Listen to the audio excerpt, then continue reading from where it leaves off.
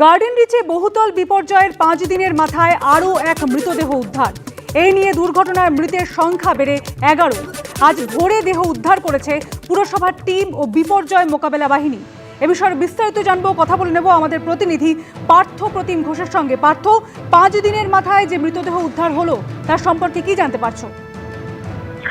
দেখো, যে আশঙ্কাটা করছিলেন স্থানীয়রা এবং যে আশঙ্কা ছিল উদ্ধারকারী দলের কাছে আরো একজনের মৃতদেহ কিন্তু ধ্বংসস্তূপের মধ্যে চাপা পড়ে থাকতে পারে, সেই মতো গতকালকে এনডিআরএফ উদ্ধার কার্য থামিয়ে দেওয়ার পর একবারে আমরা দেখতে পাই কলকাতা কর্পোরেশন এবং ডিজাস্টার ম্যানেজমেন্ট গ্রুপ তারা কিন্তু একসঙ্গে উদ্ধার কার্য চালাচ্ছিল এবং যে ডেপ্টেজ ছিল সেটা সরাচ্ছিলেন এবং সেইটা সরাতে গিয়ে একজনের আরো দেহ উদ্ধার হয় এবং স্থানীয়রা যেমনটা চিহ্নিত করেন এবং ওনার পরিবারের সদস্যরা চিহ্নিত করেন যে এটা হচ্ছে আব্দুল রাউফ নিজামী ওরফে শেরুর দেহ, যিনি ওই দিন রাত্রিবেলা, রবিবার দিন রাত্রিবেলায় বাড়ির মধ্যেই ছিলেন। তারপরে বাড়িটি ভেঙে পড়ে এবং ধ্বংসস্তূপের নিচে চাপা পড়ে যান বলে জানা যায় এবং গতকাল আজকে ভোর রাতে সেই দেহটি উদ্ধার হয়েছে এবং এসএসকেএম হাসপাতালে পাঠানো হয়েছে ময়নাতদন্তের জন্য। তো আমি বলে রাখি, এই যে ব্যক্তির দেহ উদ্ধার হয়েছে বলে পুলিশ দপ্তরে জানানো হয়েছে, তিনি ছিলেন এই যে বহুতলটি নির্মাণ হচ্ছিল সেই বহুতলের যিনি ধৃত প্রমোটার তারই সহযোগী ছিলেন, একসঙ্গে তারা কাজ করছিলেন এই বহুতল নির্মাণের সময়। এবং আজকে ঘটনার পর থেকেই ওনার খোঁজ পাওয়া যাচ্ছিল না এবং সন্দেহ ছিল যে আরো একজন চাপা পড়ে রয়েছে শেরু, তিনি চাপা পড়ে রয়েছেন এবং আজকে ভোর রাতে কিন্তু ওনার দেহ উদ্ধার হলো। এই নিয়ে গার্ডেন রিচে মৃতের সংখ্যা দাঁড়ালো 11। এখন আর কেউ ধ্বংসস্তূপের নিচে চাপা নেই বলেই প্রাথমিকভাবে অনুমান করছেন উদ্ধারকারী দল এবং পুলিশ। এখন ধ্বংসস্তূপ সরানোর কাজ সেটা কিন্তু চলছে। ধন্যবাদ পার্থ। গার্ডেন রিচে বহুতল ভাঙা নিয়ে এবার কলকাতার বর্তমান মেয়রকে কাঠগড়ায় তুললেন প্রাক্তন মেয়র শোভন চট্টোপাধ্যায়। ফিরহাদ হাকিম যেখানে শুরু থেকেই সরকারি অফিসারদের ঘাড়ে দায় ঠেলেছেন, সেখানে শোভন সাফ জানিয়েছেন দায় নিতে হবে শহরের প্রধানকেই। এর আগে কার্যত এই সুরই শোনা গেছিল কলকাতা পুরসভার ডেপুটি মেয়র অতীন ঘোষের গলাতেও। প্রথম দায় নিতে হবে শহরের প্রধান হিসেবে, আমিও তো ছিলাম, দায় নিতাম।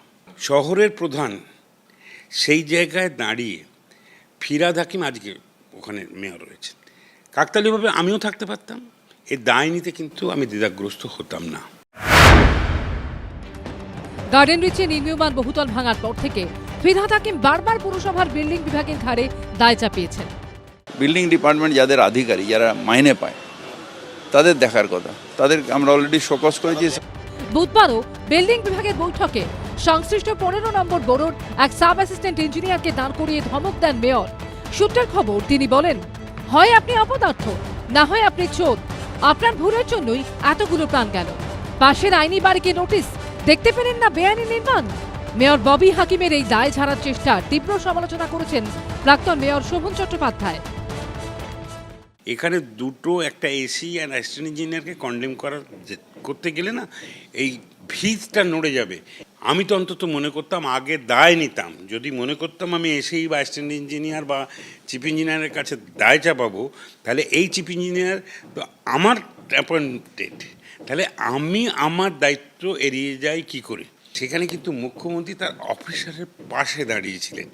এটা একটা বড় কনফিডেন্স। কিন্তু এর আগে একই সুর শোনা গেছে কলকাতার ডেপুটি মেয়র অতীন ঘোষের গলাতেও। দেখুন, আমি এই চেয়ারে বসে আছি, তো আমার সামনে যদি কোনো ঘটনা ঘটে, আমার এগুলোকে নিয়ন্ত্রণ করার দায়িত্ব, তো আমি এটাকে অস্বীকার করতে পারি, নৈতিক দায়টা অস্বীকার করতে পারি না। ফিরহাদ হাকিম একদিকে কলকাতার মেয়র, পাশাপাশি গার্ডেন রিচে যে জায়গায় নির্মীয়মান বেআইনি বহুতল ভেঙে পড়েছে সেটাও তারই বিধানসভা কেন্দ্রের মধ্যে পড়ে। সে কথা মনে করিয়েও খোঁচা দিতে ছাড়েননি শোভন চট্টোপাধ্যায়।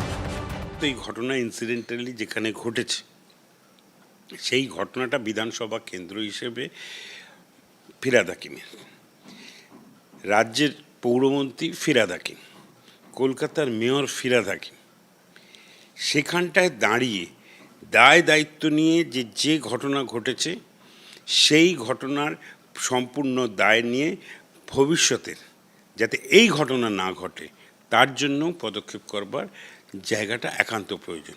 যে গলির মধ্যে ঘটনা ঘটেছে, ব্যাঙের ছাতার মতন বেআইনি বাড়ি, যেটা শুধু 134 নম্বর ওয়ার্ডে নেই, এটা 135-এ আছে, এটা 137-এ আছে, এটা 138 আছে, 139-40-এ আছে।